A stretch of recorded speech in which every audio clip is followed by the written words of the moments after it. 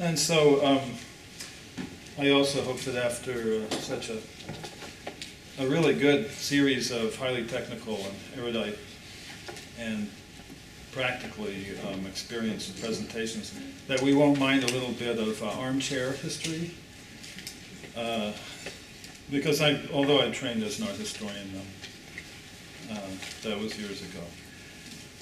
What we'll do is, I think that there are a number of functional and structural form and function connections between in fountains through history, and they connect obviously certainly to our need for water to live, and the motivation that our need for water to live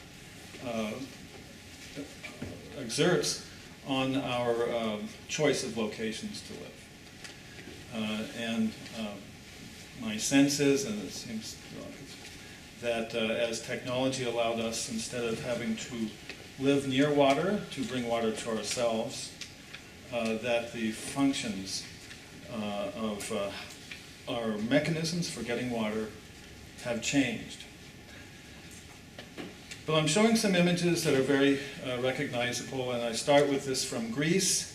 There's been a lot of excavation of Greek locations, but this ceramic pot, in our history we often refer to paintings on Greek vases and ceramics to give us an idea of how things were done, and we're very familiar with that in our conservation and history of technology. So if we look at this pot, then toward the middle you can see somewhere on the wall, somewhere in Greece at that time was a fountain. I'm sure this was not an uncommon. And a stream of water was coming out of this head in the wall and being collected in containers to be taken away. So although there's an aesthetic aspect to this, and we see some architectural, some shorthand architectural features in this painting, centering on the source of water. Since the water is not being dipped out of a river, lake, pond, we know that they had technology at this point to bring water to themselves. And we know from archaeological work that the Greeks indeed, and their predecessors and early civilizations became civilizations because they were able to find and transport water.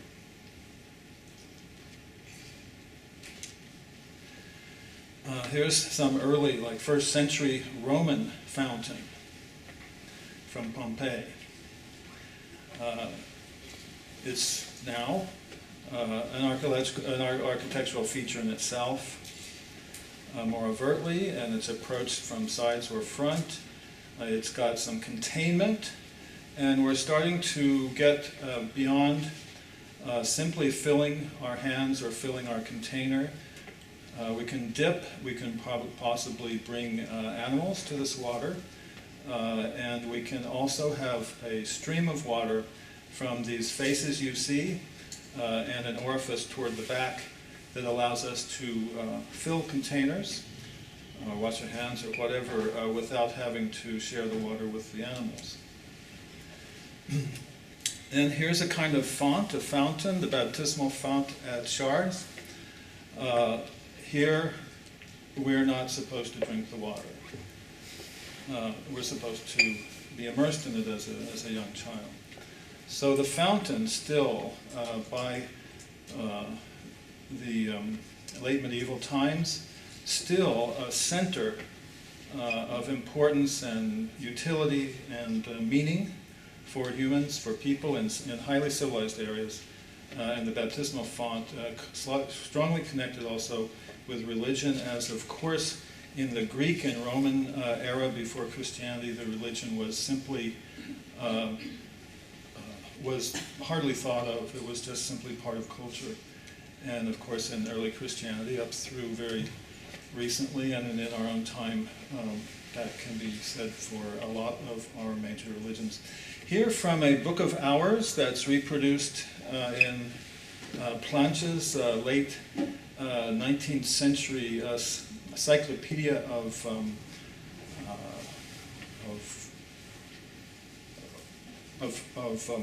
clothing, I forget the word he uses, is a depiction of, I guess you could say, Gothic, late medieval scene in an elite setting. And we have a design, since it's a painting, and so knowing about this kind of renderings in books of hours and illustrated manuscripts, we know that they don't always render exactly how things were, or a specific fountain in this case, so much as an idea or a design that might have been good. But what's important for me to see at this point, I think what I appreciate, is that the water that's coming from this fountain it's contained in a pool, and as you can see, it's being also carried off, and it even flows through that grate toward the bottom, but it is coming out in streams which you can put a container there. And so you're still carrying water away from this fountain, and I'm sure there were some parts of the habitation that this shows where water was also piped, just as it was clearly piped to this fountain. So there's a mechanism for presenting water where you can get it and put it in a container, or you can water a horse or an animal at the pool, and potentially you can do some washing there. Here is a sort of a renovation in Speyer of a medieval fountain, a water container at the main square in Speyer, and it's well restored, but it's an indication of some structure for centering on water and dipping water that would have been contemporaneous or a little earlier than depicted in the painting that I just showed you. And I couldn't tell in looking at this which, since you'll see my wife and a couple of friends in the picture, is some travel we were doing. Germany figures big in our family. Here we're at the Place de, I don't speak French, Cape, Place de Vosges in Paris, where I was able to snap a shot. I didn't have my iPad with me, but clearly if I'd wanted one, even though this is it's like a 17th century, early 17th century location, and the fountain is too. We have the modern world there too. So anyway, we're also looking here at what we saw at the beginnings of earlier as the basin, the multiple basin type of fountain, which would first be seen in Rome and so forth. And we still have water in a pool, and I'm sure in the modern times there have been some alterations to the surroundings of this fountain, but in a pool where you could potentially bathe or dip, but particularly water animals. And also the water is being delivered in streams so that you can reach out with a container and get the water. And so the form of the fountain is still following the function, and the function is still, although it's it's really sophisticated design from an aesthetic standpoint, is still a water delivery mechanism. Whereas here in the same century in Rome is a fountain with kind of an inverted bowl and not so many figures, and the water here is decorative. Now it's being lit at night, and so it's particularly decorative, but there isn't so much expectation here that you're going to reach out with a container and get it. And we're seeing this at the very height especially the power of the church in Rome, and a high degree of design and construction and masonry here, and also a fountain which was first made in the very early 1600s and then remade in the 1670s, so design factors were changed. But we're starting to see a change, or we're seeing a change, just a symbol of this, our rush through history here with our armchair, my armchair history.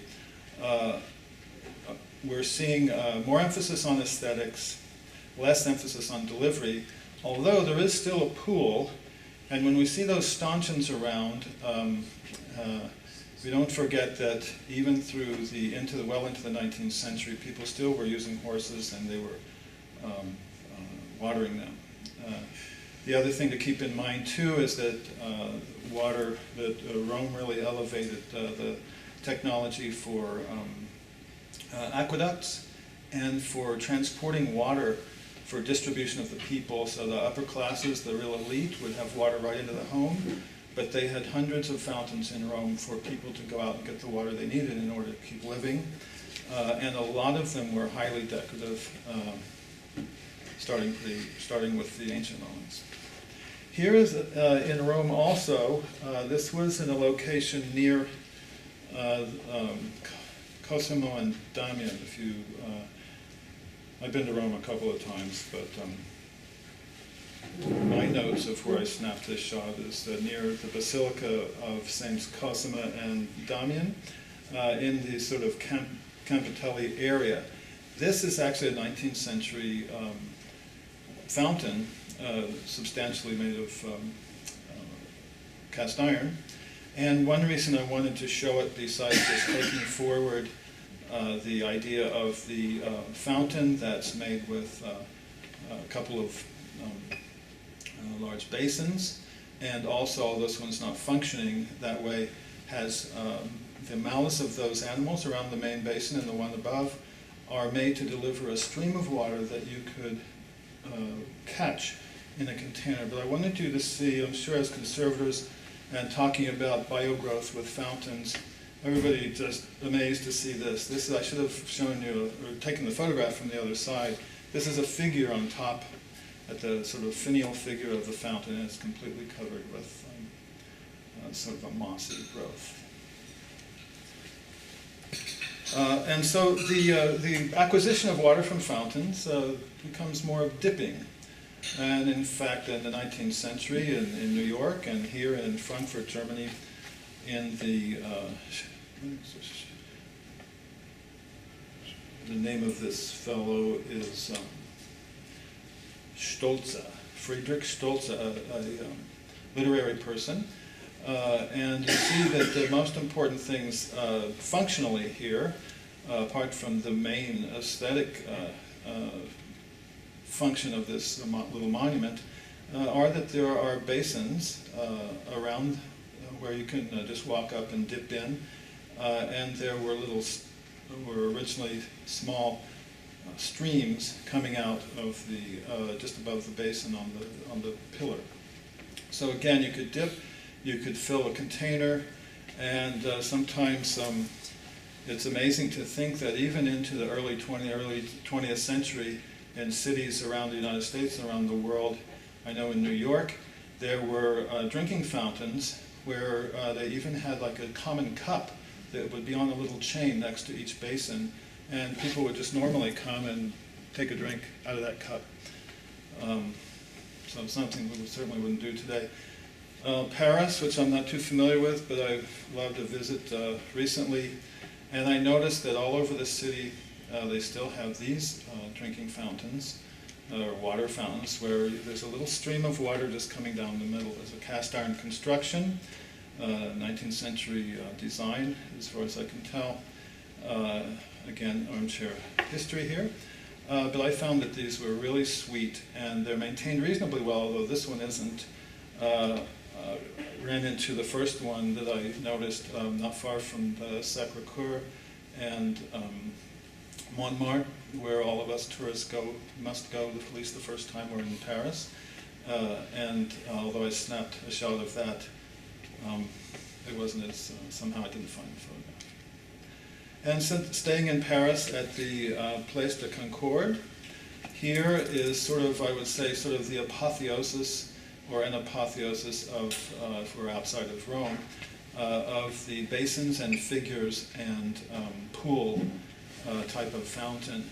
And notice here, that the streams of water, the jets of water, are directed in. They're not directed down where you can get some water. You're not expected to come with your bucket or your urn or whatever and get water and take it home anymore. This is an expression of a highly technologically advanced society in the 19th century, I believe, is when this was made, but I'm happy to be learned by correction. When the jets of water for a fountain are for decorative and aesthetic effect, and the whole fountain is sort of an exultant expression of the power of the society that was, perhaps it's a little younger than the 19th century, then the power of the French Empire. So anyway, I wanted to show this just because it's a very beautiful fountain. And it also is the first one I'm showing you where the water stream is not there to give you some water to take home, but it's there for you to enjoy. Here is an earlier fountain in Stuttgart, Germany. So this fountain still is throwing streams of water downward. However, at least now, and I don't know how much the fountain may have been altered through time in its surrounds, but at least now you would have to go into the pool to hold your bucket or urn under those streams. And they're spread streams. They're really made to splash and look nice. Another thing about this fountain is that it has a substantial amount of zinc sculpture decorating it. Look at the little figures down below. And I'll give you a little bit of a close-up on that.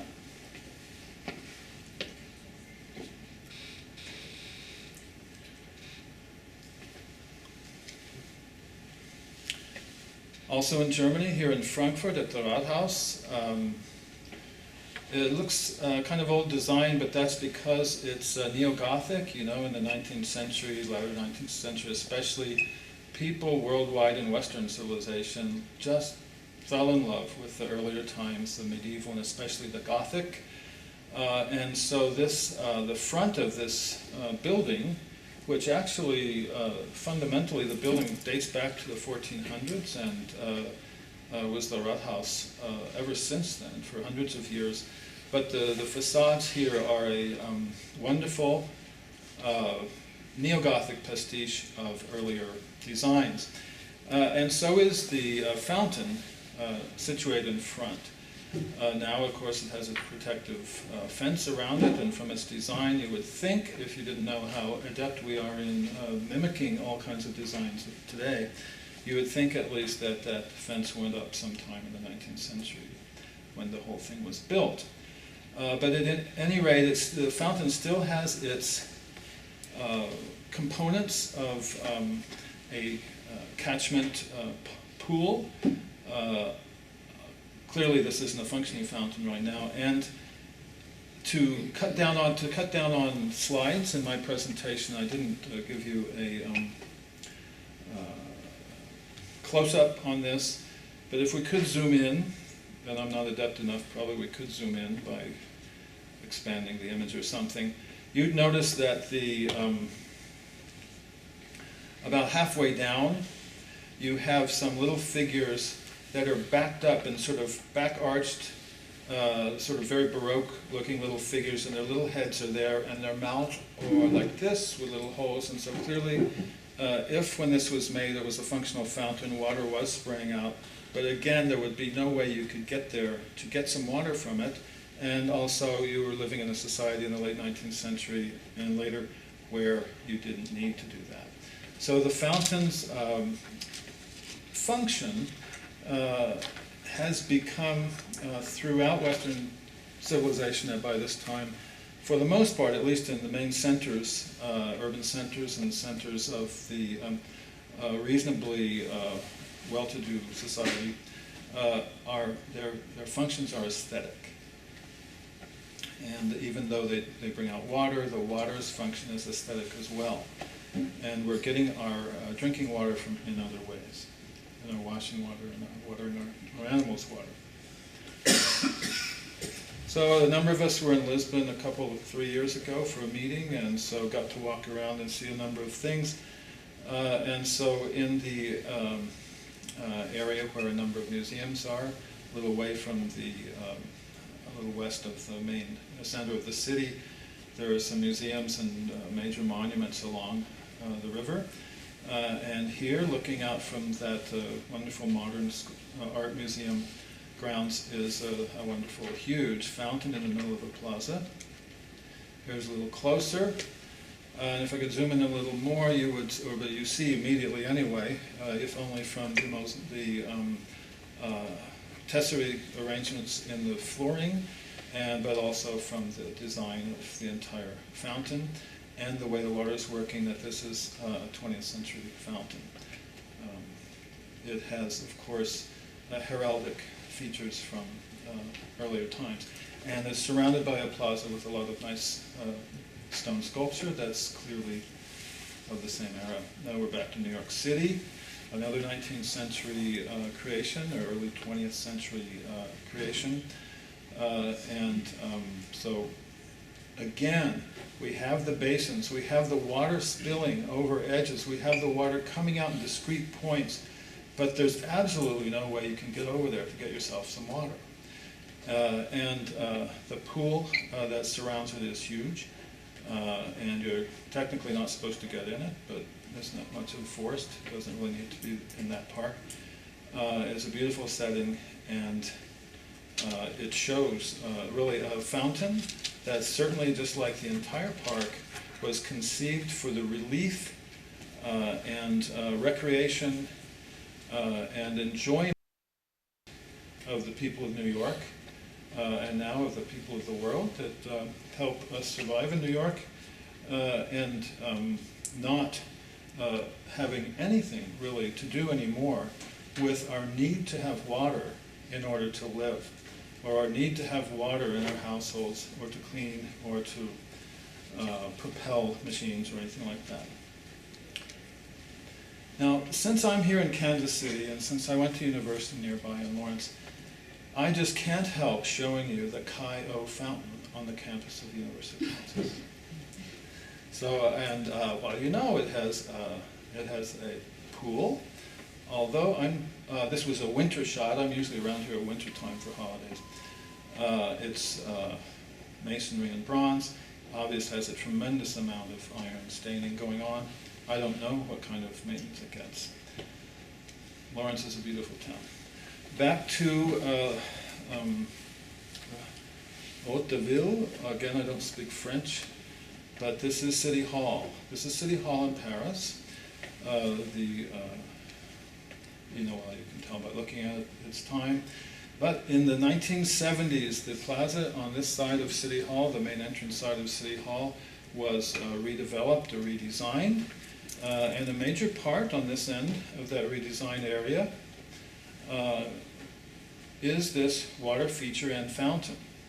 And so it seems like, although it fits in the area, it's certain very characteristic in design and function of the time. And those of us who were in high school or college, university, around those years can remember what was being done all over the place with things in a similar sort of aesthetic or design idea. Seems to fit, and we see that everyone is turned away from the water. We still have a big pool of water. Water is moving in that pool.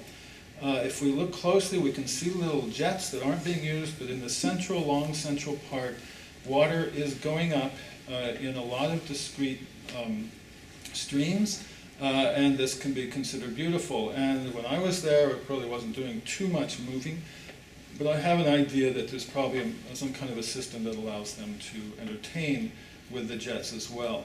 But I just want to point out that, well, this was in April, but the people aren't paying much attention to this fountain. It's an important part of the design of the area, but it serves very much visually aesthetic and as a bench for people to sit. And that's not a negative comment. I just say that's part of the transition. Here is something in Frankfurt, Germany, a 20th century fountain. Again, we have discrete streams of water are produced, but nobody needs to go there to get water. Well, we won't start talking about the homeless and so forth. People do need features like this, but they weren't put there for that reason.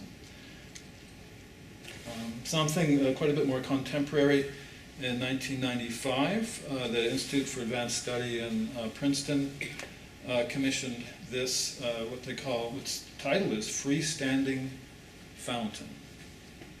I don't show, because we're focusing on fountains, I don't show that sort of off in a line with the back wall of this freestanding fountain, quite a little bit down the lawn, is a freestanding blackboard that's covered with slate. If you ever see that wonderful little campus there, it's beautifully decorated with a lot of nice sculpture.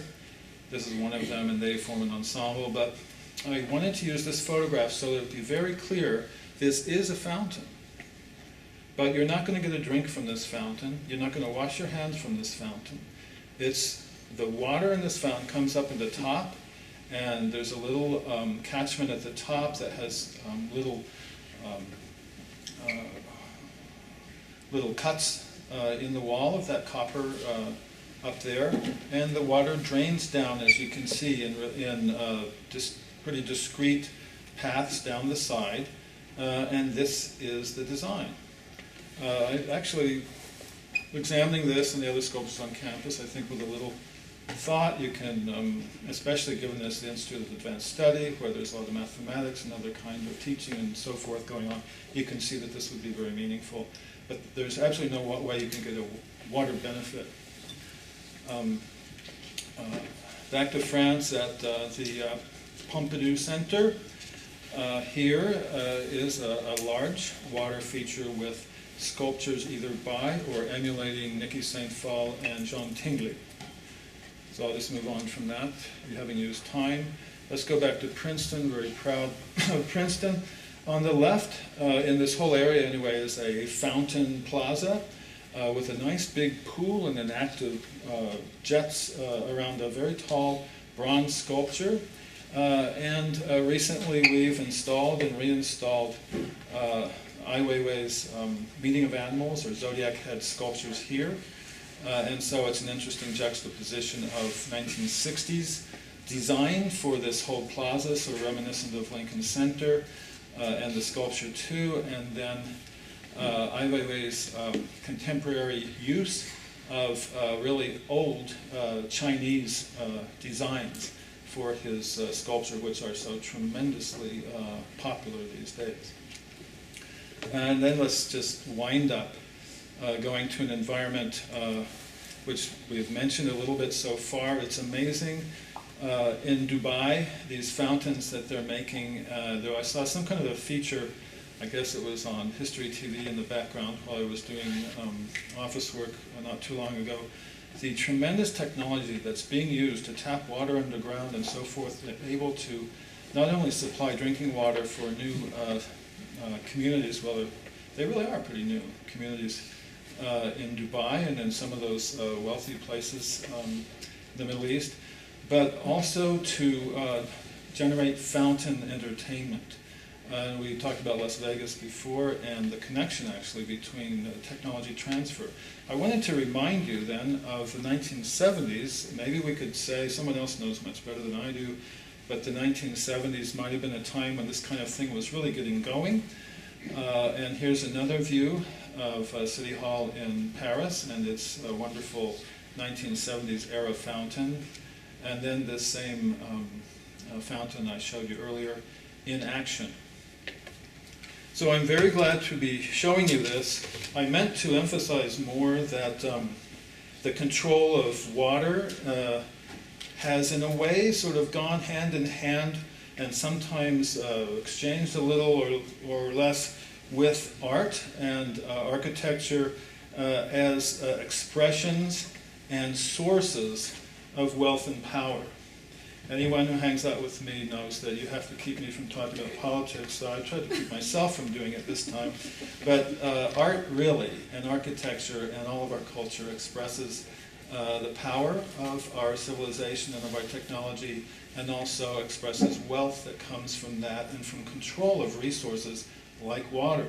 And again, in our time, we are noticing that control of water is becoming another political thing. And we're finding that to some parts of the world, including our own country, the water resources are starting to be a factor in that way.